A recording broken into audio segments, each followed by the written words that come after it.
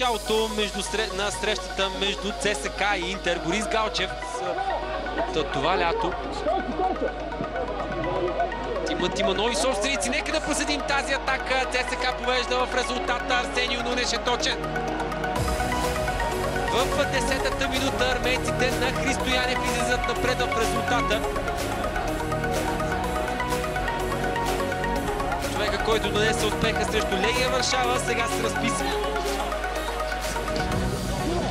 Там Рафа Перес не успя да пресече това подаване. Родриго Паласио 1-1. Не успя в първи момент Борис Галчев да пресече този пробив на Додо, след което Рафа Перес също не умя да се намеси до най-добрият начин и топката стигна до Родриго Паласио, който прати в вратата на Георги Китанов. Добра работа на Дьоловяна, има пространство пред себе си, реши да подава към Маламов. Той в наказателното поле, изстрел на Станислав Маламов, това е града. Ето ЦСКА бе близо до това отново да поведе в резултата. Много добре е разбирната.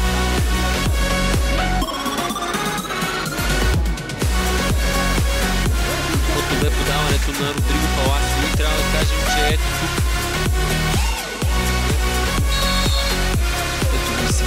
Пинамонт се засилва и стрел спасяване на Георги Китанов.